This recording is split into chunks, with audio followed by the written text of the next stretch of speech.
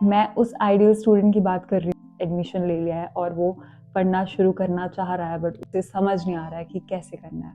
वो बंदा कैसे पढ़ेगा, कैसे शुरुआत करेगा और कैसे ख़त्म करेगा, ये वीडियो उसके लिए है। Hello everyone, my name is Manroop, third year BDS student at Raj Bharat Dental College and Hospital, Mohali.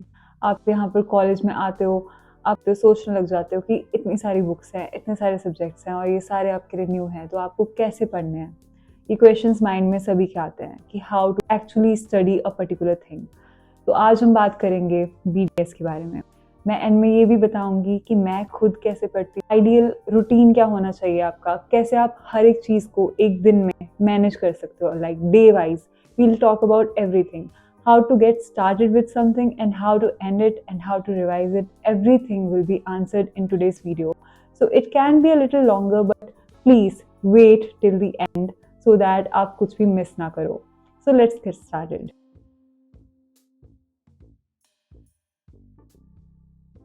So very first thing when you start studying is your syllabus. आपको सिलेबस जो भी आपका कॉलेज है उसकी site में से मिल जाता है। जैसे BFUHS का सिलेबस है 100 पेजेस का, उसमें सारी इन्फॉर्मेशन है। तो मैं क्या करती हूँ ना, जब मेरा स्टार्ट होता है न्यू ईयर, अभी मेरा फाइनल ईयर स्टार्ट होगा, तो मैं क्या करूँगी, पहले जो मेरा सिलेबस है मैं निकालूंगी उस PDF में से, उसका स्क्रीनशॉट लूँगी, उसे प्रिंट आउट करवा के रख लूँगी। प्रिंट आउट नहीं करवाना तो उसका PDF रख लूँगी अपने, और बाकी जो प्रीवियस ईयर पेपर होंगे हर एक सब्जेक्ट के, like there are 8 subjects in the final year, मैं हर एक सब्जेक्ट के जितने भी PYQs हैं उनके PDF रखूँगी अपने पास। और ये अभी मेरे काम नहीं आएंगे, I just have to keep them with me, ताकि मुझे फ्यूचर में हेल्प हो। ठीक है, मैं ये नहीं कह रही कि आपको प्रीवियस से पढ़ना है। ठीक है, सो syllabus is a very first thing, क्योंकि कई बार ऐसा होता है ना, हम नीट दे के आते हैं तो हमें सारा कुछ पढ़ने की आदत होती है, सारा कुछ पढ़ते हैं तो जो मेन होता है कई बार वो रह जाता है। तो वो चीज़ को अवॉइड करने के लिए आपके पास आपका सिलेबस होना चाहिए।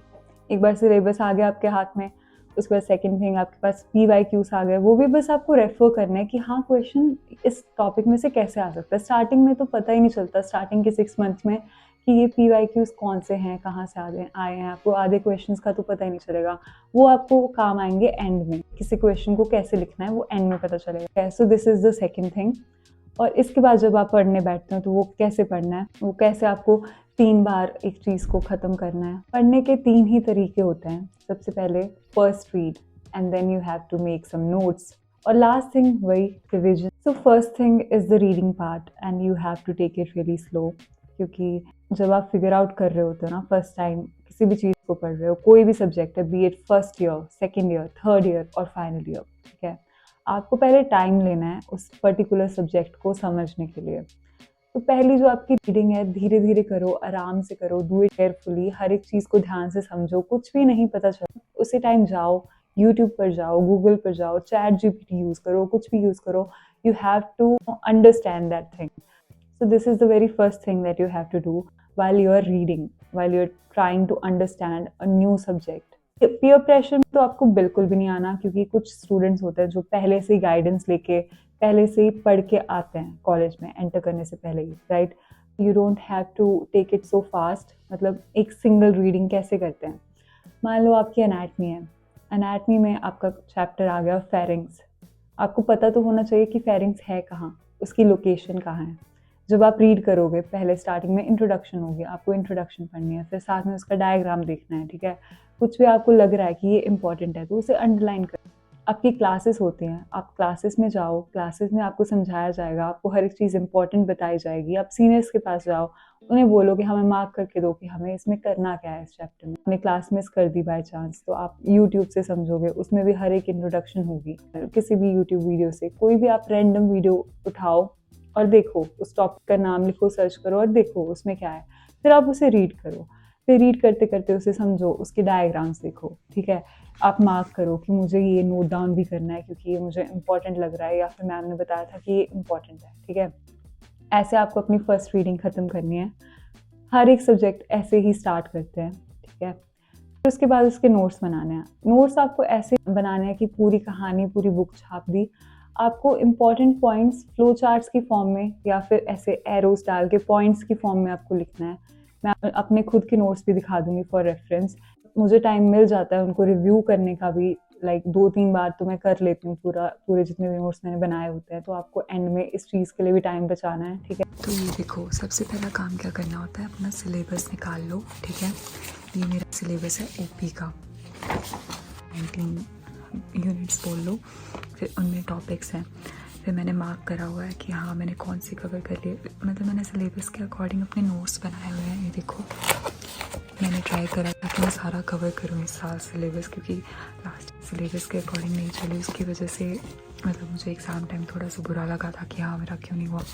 तो ये देखो, मैंने मार्क करा हुआ है कि मैंने कौन सा कवर कर लिया कैसे। इस साल मैंने क्या किया ना, मैंने ये नोटबुक ली और सबसे पहले मैंने शॉर्ट नोट्स के अकॉर्डिंग नोट्स बनाने शुरू किए थे। ये देखो, म्यूकोसील है, म्यूकोसील इतने में मेरा ख़त्म होगा। उसके बाद सेलुलाइटिस, ठीक है, ये देखो सेलुलाइटिस। फिर उसके बाद है मेरा शॉकरन सिंड्रोम। ऐसे मैंने शॉर्ट नोट्स के नोट्स बनाए थे। ये बात है सितंबर की, जब मैंने शुरू किया था। अभी दिसंबर चल रहा है, दिसंबर में हमारे एग्ज़ाम आ गया और उस टाइम मुझे पता नहीं था कि हमारे एग्ज़ाम दिसंबर में आएंगे, क्योंकि वैसे मेरे एग्ज़ाम्स आते हैं जैन के एंड में हुए थे लास्ट 2 बार ना। सो मैंने पहले बहुत सारे नोट्स बना लिए, फिर मुझे रियलाइज़ हुआ कि मुझे समझ नहीं आ रहा, क्योंकि मैंने रैंडमली PYQs के अकॉर्डिंग बनाए थे टॉपिक्स कवर करने के लिए। मैंने उनको यहाँ ऐसे ऑर्डर वाइज लिखा है जैसे जैसे मैंने कवर किए। मेरे लिए काफ़ी अच्छा रहा, क्योंकि वैसे भी उस टाइम हमें लॉन्ग नोट्स वाले चैप्टर्स करवाए ही नहीं थे कवर। अभी टीचर्स ने ना पढ़ाने शुरू ही नहीं किए थे, तो हमारे लॉन्ग नोट्स इनमें से आते हैं।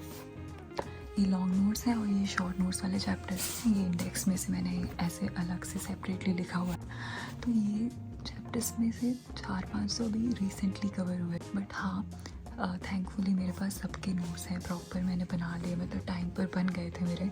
तो आप जो भी ईयर है उसके डिवाइड करो कि मुझे इतने टाइम तक अपना सारा एक बार फर्स्ट रीडिंग ख़त्म करनी है, फिर इतने टाइम में मुझे अपने नोट्स बनाने हैं, ताकि एंड में मुझे 2 महीने तो एटलीस्ट मिले रिवाइज करने। अगर चाहे एंड में भी शुरू कर, चाहे 2 महीने बचे आपके पास, take 20 days to read, then take 20 days to make notes, then next 20 days will be for revision purpose.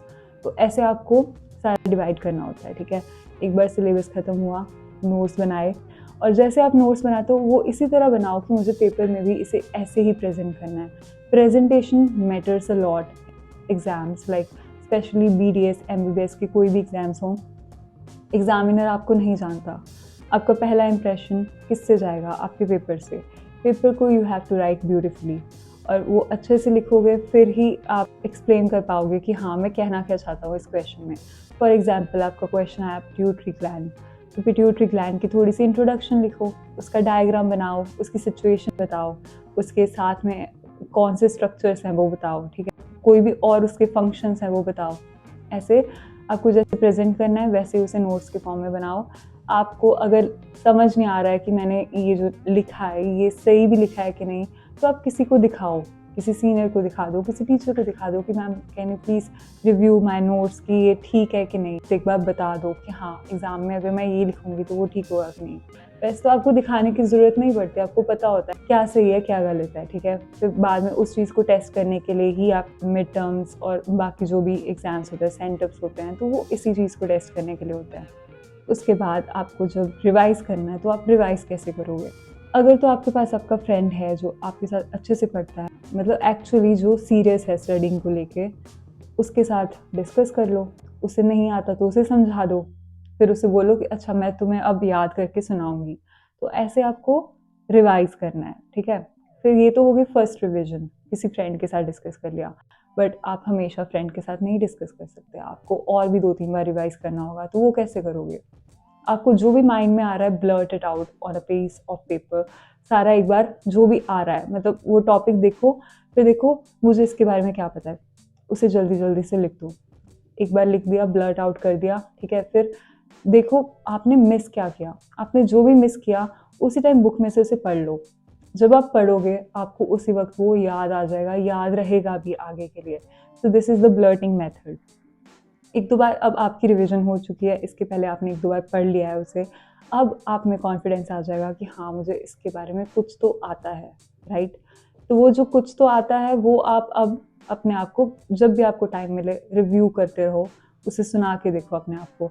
जब भी कोई टॉपिक है, मान लो मेरा टॉपिक है विंसेंट एंजाइना, मैं अपने आप को सुनाऊंगी कि या Vincent angina is caused by fusiformis and Borrelia. Vincent एक स्पायरोकीट है उनमें से, और एक बेसिला है रॉड शेप्ड, और वो ग्राम नेगेटिव एनारोबिक्स होते हैं, और फिर वो कम ब्लीडिंग कॉज करते हैं, जिंजाइवल हेमरेज करते हैं। जिंजाइवल हेमरेज के फीटर ऑरस करते हैं, मतलब बैड स्मेल, बैड ब्रेथ, और उसके अलावा लॉस ऑफ एपेटाइट और फीवर होता है इसमें। तो ये मुझे कैसे याद है, क्योंकि मैंने 5-7 बार तो पढ़ा ही होगा, इसलिए मुझे ये याद है। ये ऐसे कॉन्फिडेंटली आप जब आप डॉक्टर बनते हो, आपके कंसेप्ट बिल्कुल क्लियर होने चाहिए। You should have sufficient knowledge. तो वो नॉलेज ऐसे ही आती है, मतलब वो नॉलेज को आपको याद भी रखना पड़ेगा। तो याद रखते कैसे हो? रेपिटेशन से। You have to review again and again. आपको सुनाना है, किसी को सुना दो, कुछ भी करना है, आपको उसको कैसे भी करके आपके माइंड में रिटेन रखना है। ऐसे आपको पूरे साल में at least you have to do like a particular topic 4-5 time. और क्योंकि ये वीडियो काफ़ी लॉन्ग जा रही है, तो मैंने आपको बताया कि कैसे आपको स्टार्टिंग करनी है, कैसे आपको नोट्स बनाने हैं, ठीक है, और उसके बाद नोट्स की रिविजन कैसे करनी है, वो भी मैंने आपको बताया। अब आपका डेली रूटीन क्या होना चाहिए, कैसे पूरे दिन में आपको मैनेज करना है, मैं आपको आइडियल रूटीन वो आपको नेक्स्ट वीडियो में बताऊंगी, ताकि आप अपना टाइम मैनेजमेंट करना अच्छे से सीख जाएं। क्योंकि टाइम मैनेजमेंट बहुत इंपॉर्टेंट होती है। You should have a work and life balance. आपको एक्स्ट्रा करिकुलर्स भी करने होते हैं, बट उसके चक्कर में आपकी स्टडीज़ मिस नहीं होनी चाहिए। तो वो कैसे आप सारा कुछ मैनेज कर सकते, डेली रूटीन क्या होना चाहिए, कैसे मैनेज करोगे, I will be talking about it in the next video. And also, as the new year is coming really soon, and this is happening for the first time, new college year भी इसी month में शुरू होगा, in January। इस बार पहली बार I want to try bullet journaling. वो मैं कैसे करूँगी फर्स्ट टाइम, और मेरे जर्नल में मैं क्या क्या चीज़ें मेंशन करूँ, द डेली लॉग राइट, क्या मेरे जर्नल प्रॉम्प्ट्स होंगे, और क्या मैं रूटीन कैसे लिखूँगी, और codes, new words and all those things जो भी मैं ऐड करूँगी। अगर आप उसके बारे में वीडियो चाहते हो, डू लेट मी नो, ताकि मैं आपको भी बता सकूँ कि how I am going to start with bullet journaling this year, like the new year in 2025. If you want that video, do let me know in the comments. So I'll see you in the next one. Bye bye.